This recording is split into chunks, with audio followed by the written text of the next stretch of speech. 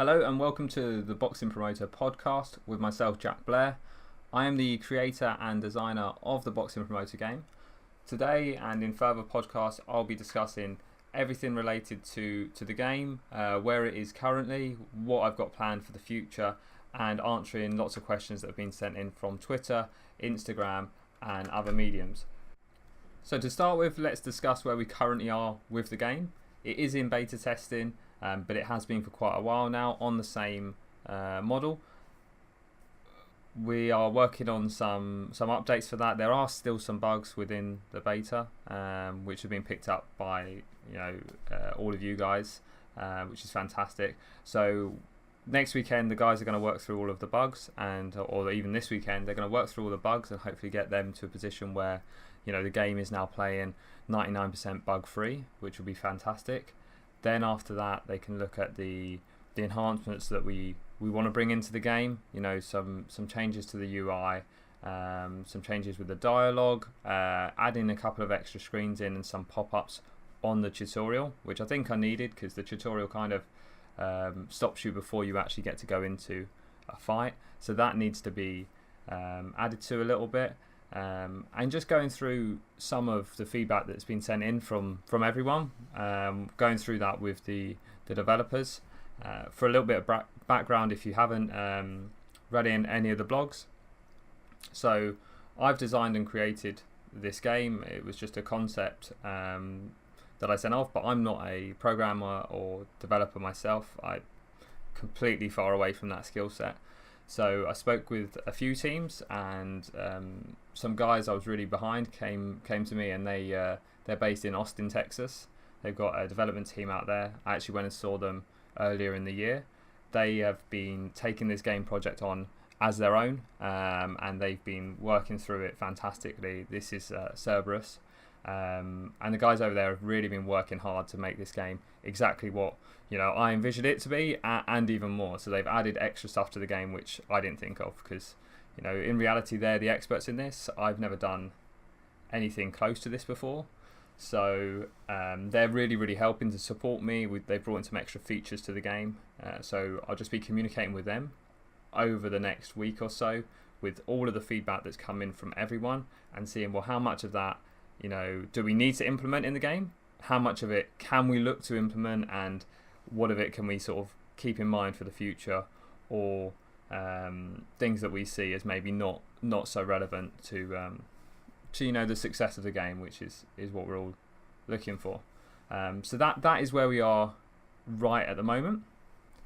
As for what we're looking to bring in the future, the current game that you've seen, if you have played it, or some of the pictures and images that you may have seen on our social media channels, that isn't even the full design that I had in place. We did have to strip it back for basically for budget reasons. I couldn't afford the game that I actually ended up wanting to develop, so we had to agree on a compromise there with the budget. It's all of the money is straight from me. It's out of my pocket. I worked for 2.5 years as a sales team leader, and the commission and everything that went from that I'd saved up all went towards either paying for this game, this project, or I also went traveling around America. So it was kind of split between the two.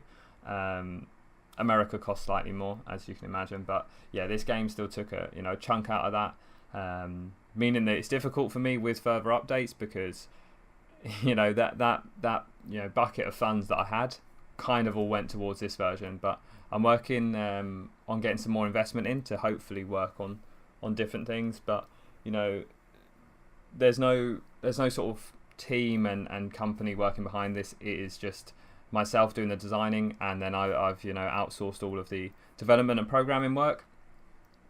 A little bit of context: I'm sitting here, in my brother's bedroom in my parents' house, using his PC and equipment to record this podcast. So yeah, there's not that much going on here in reality.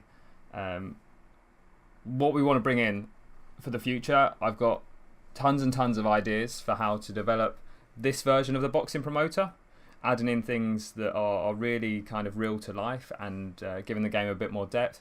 with things like purse bids, more negotiations between you and the other promoters, being able to maybe even sell and buy fighters between them, looking through the amateur circuit to find some people, maybe even getting in recommendations and being able to, even watch some fights of the fighters that you're inquiring about, and a lot of plans like that to try and make the game just have a bit more depth to it, because at the moment I think it's really cool and fun to play, but maybe doesn't have as much depth as it could do.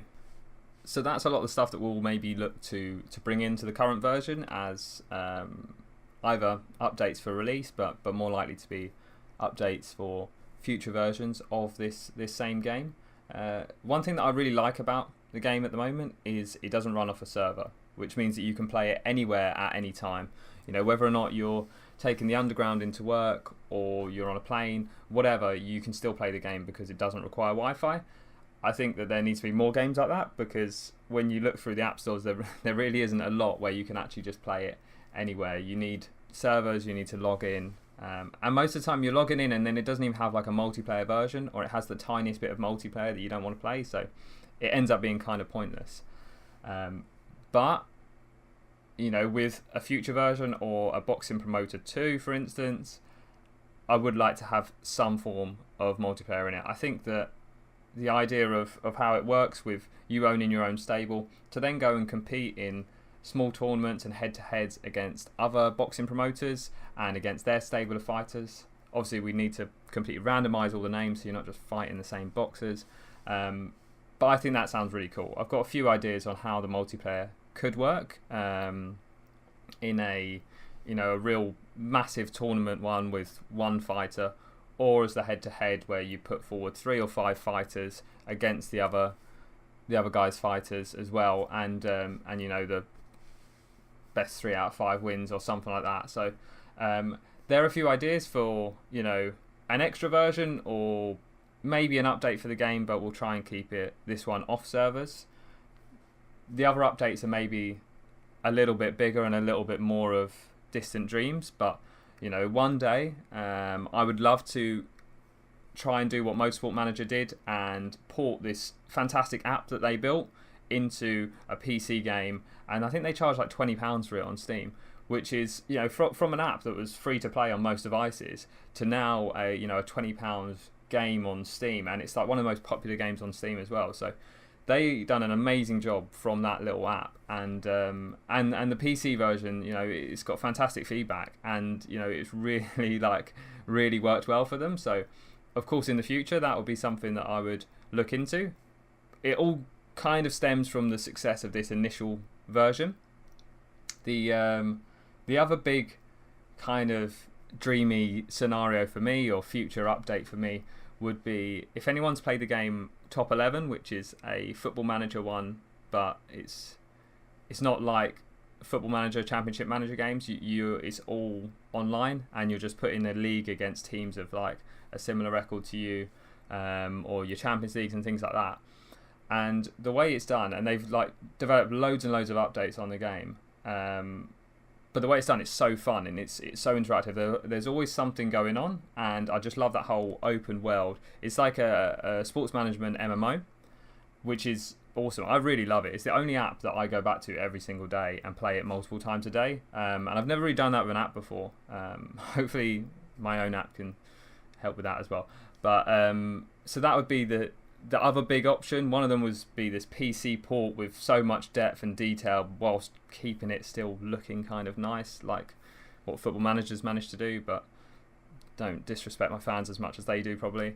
And then the other option is a app-based MMO one with everyone playing against everyone online and just creating this online universe. I've done some basic designs on how that might look, but in reality, these are bigger than me. I can maybe do a design for it, but I would need a lot of backing and investment from larger companies and from people not just looking to fund me with money, but to actually look to support me or to take on the game themselves to buy the idea off me. I don't know, but that's what I'm kind of at the moment, looking at the future options. But again, just to say, it all stems from how successful this initial version is. Can I reach out to enough people? Original target was to get a few thousand downloads. Right, that's not going to get me nearly enough money back on this game that I put into it. So I've now got to target, tens of thousands of downloads and user activity on this game. It doesn't mean that everyone has to pay for in-game purchases or anything like that. I don't want to do that, but there's going to be a couple of videos to watch in the game, which I know they suck, but unfortunately I need to get something. So that they will be in the game, but I'll try and make sure that they're avoiding really, really annoying times, and you can watch them when you want to watch them to get money and things like that. But we'll work on that with our future beta versions and make sure that they're in the right places. One final thing to discuss before I come on to some of the questions that we got in from Twitter, and that is a change that I kind of designed the other day with game plan. So game plan came up a lot in the feedback, and I completely agree with it. There's not enough in the game to kind of tell you what effect a game plan is having, if it's having any effect, and kind of when to use it and what to do. So a little bit of background, and people will probably disagree when it comes out, because it is very subjective in boxing. All of the game plans on, a style positively affecting or negatively affecting against a different style, it's all kind of my opinions. And although I'm a big boxing fan, I'm probably not a boxing expert. I'm certainly not qualified as a boxing coach. So maybe when it comes out with what is better against what, then people may kind of disagree a little bit with what I put in, but we'll cross that bridge when we come to it. I think it's a lot of them make sense, and they do have some calls for it. What the idea is of how to, because I don't want to just make it so obvious and just have like an image up in there just saying this is good versus this is, because that makes it kind of a little bit too easy and puts any thought and challenge out of it. Where I'm thinking at the moment is as you go into a fight and you go into the tail of the tape, you get in the screen before that you get your like promoter comments, which they haven't changed. There's no actual dialogue for them, and you get coach comments, which again they're just the same thing every time right now, but we're changing that. So the plan is to change the coach comments, move it so it's right before the fight happening, and rather than the coach just saying, oh yeah, get in there, rough them up a bit, actually kind of put that this guy you're against, he's an infighter, so he's going to try and get in close to you. What you want to do is you want to try and power him with some massive body shots, or swing at him as he's coming in close, because he won't be protecting upstairs and things like that, and encourage you to go and say, look, you want to fight as a powerhouse, or whatever you do, don't try and counter punch him, it doesn't work, and then I think that's kind of it's coming from the coach, which is exactly where that sort of things would come from in reality.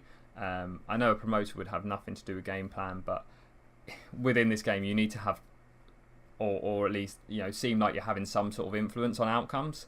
So that's where I think that I'm going to add in a bit of dialogue about game plans to try and help the player understand, and it'll be coming from the coach, which will be ideal, I think. So that's what I'm going to be doing and changing with game plans, hopefully, but more updates on that as and when I get them. So finally, on to the questions that have come in. The first one is from the blind journalist at Sal9594. Are there any plans in future for you to host an actual boxing game, as in fighting? So I think what I understand of this here is there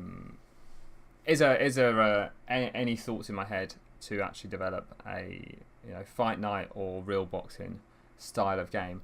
And honestly, none whatsoever. As a gamer myself, I'm more of a strategy gamer than a kind of actual playing it. I'm more of a football manager than a FIFA gamer.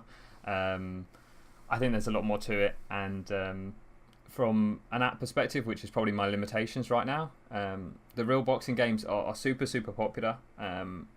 Whenever I've tried to play them, there's too much to do. As a gamer from apps, I play my apps generally like when I wake up, and my brain isn't working enough for me to, or when I used to do it when I was on the way into work and stuff like that, my brain isn't working enough for me to, be like dodging punches and flicking to hit and stuff like that. I like apps where you can kind of casually play them, you can flick them on. They prompt your mind to think a little bit, but not suddenly prompting like an immediate thought, which you have to process. So yeah, for me, I like the strategy elements, the kind of long-term planning games, building a team, or your football managers and stuff like that. And I don't think that I would have the expertise to therefore bring in an actual kind of combat-based game. Having said that, if as far-fetched as this probably is, if I were to get a phone call from an EA or a 2K Sports saying, would you like to come in and work on a Fight Night game or a 2K's alternative of that, then I would be down there as quick as anything, because the Fight Night games were fantastic. And I feel that being called in, I think it would be great if they were ever to make a new Fight Night game. I know they've just announced that they're going to make a third UFC game in a row. If they were to ever go back to a Fight Night, or if 2K were trying to exploit the new found market, I think that a promoter-based campaign within there as well could work. I've got ideas in my head for how that would work, as well as just doing your fighter campaign. You have a promoter campaign as well. I think it'd be fantastic in the game, but somebody of my skills, expertise, and kind of capital, that's just not possible. I think it would have to be done with good graphics. It would have to be done with really, really good backing and lots of investment. Therefore, I can't see anybody other than an EA or a 2K Sports being able to do it. So hopefully we can put enough pressure on them to actually bring out a real fighting game, because we've kind of been starved since Fight Night Champion, and Fight Night Champion wasn't even the best Fight Night game either. So yeah, we've kind of been starved for years now. Hopefully that's answered that. I'll move on to the next question now from Rob Morris, at Rob1878. So Rob's been fantastic, so thank you, Rob. Throughout me kind of first announcing that this is what I'm working on, or this is what I've designed via social media, Rob was one of the first people to reach out to me and offer to test the game, and throughout the whole feedback section he gave so much great advice to me, and helped me with it a lot of times when I was trying to look for comparatives and things like that. He was always there to help me, so thanks a lot, Rob. His first question is, will we ever see rounds in the game? How about come from behind wins? Because once your opponent reaches 4 punches, you can't win. Yes, I 100% want to change the kind of playthrough of fights. At the moment, it works it's kind of the easiest algorithm to build for fight outcome was the one that it's got at the moment, where you kind of flip a coin with your probabilities based on all their attributes, and then one of them lands a punch or the other one lands a punch, and that's as simple as it is. And that's the easiest way to construct this really simple version of the fighting in the game, which the fighting should never be the main point, but it's also a very, very vital point of the game. So in future it won't be changed for full release. The commentary is hopefully going to have an overhaul in there, and maybe we'll be able to change something with the animations, but that would probably cost, so we'll see about that. But the commentary is going to have a complete overhaul. I wrote all the dialogue up a couple of days ago for the new commentary, because at the moment it's he hit him. We're going to use much varied wording now as to people landing punches. Hopefully we can add in some bits about people missing, somebody countered someone, loads of different, some more descriptive language in there to make it kind of sound more interesting, and somebody hits him with a ferocious uppercut, and etc., just to really make that combat page not be quite so drab and so repetitive after a while. So that's some of the stuff that we've been working on, and we will build in for the released version. But in future, with updates, not on the future games that I've discussed, future updates for this version of it, I will be looking to bring in rounds. I'm kind of hoping when my plan. I've got a plan and idea. It's hard to describe with how you go to book a fight, because obviously you don't just pick an opponent for one fight in as a promoter. You actually obviously make your own show. You pick your main event, and then you choose all your undercard fights. But whilst picking that main event, you then have to make decisions about the venue, about the security, the sound systems.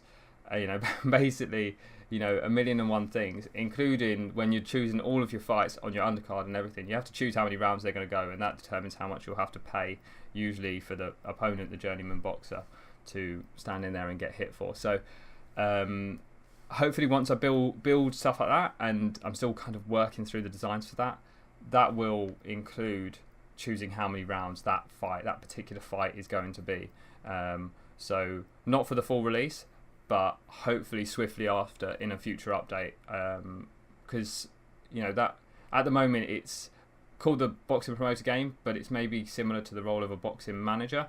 I want to build in more stuff which is actually exactly what a promoter is doing, which is managing lots and lots of logistics. Hopefully that's answered that one, Rob. Rob's sent in a second question, which is, apart from being aesthetically good, why have the 360-degree gym? What does it add to gameplay? Does having it take away valuable resources? So to answer the last bit, it didn't take away valuable resources. This was an idea from Cerberus. I didn't even know it could happen within apps, if I'm honest. It was an addition from Cerberus. When I was speaking to them, we needed something when we were speaking to publishers and people about this game, and really the gaming industry and the companies within the gaming industry, to try and help us get some promotion for the game. It needs to have some real wow factors, and it needs to have features. That's all they ever ask, is about features. All of these gaming companies I've spoken to, they don't really understand sports management gaming. I don't think they've ever played a Football Manager, or maybe even heard of it. So they so from here, having a couple of really cool additional features, like the 360-degree gym and the text-based chat, they are cool features which these gaming companies will look at and they'll say, actually, that's cool. I haven't seen that before in a game, and it will kind of open their eyes to it. Hopefully then get them involved in actually playing the game. As for what does it add to the gameplay, not a lot. As I said, it is just a cool feature. We're hoping that there is more that we can do to it, to actually get you to add your own stuff, to have your stable name up in there, to maybe in the future actually be able to see your boxers within your gym, which would be awesome, but not sure how likely that is. So that hopefully answers why we have that in it. It doesn't add a lot to the gameplay. It is a cool feature. I enjoy it. I like looking around it, but it hasn't taken away resources that would have been better spent elsewhere, because this was something that Cerberus said that they knew how to implement, and they knew how to implement it quickly. So the cost was the artwork, and the artwork would have been done anyway. So hopefully that's answered them questions. Let me know if I haven't. I'd love to have a load more questions to answer next time. I'd probably do a podcast once a week. We'll try and pencil it in for a Wednesday. Thank you so much for listening. Sorry to bore you with my dulcet tones, but I will keep updating with everything related to the Boxing Promoter. Stay tuned on our Twitter, Instagram, Facebook, and our YouTube. Thanks a lot. All the best, guys. Bye.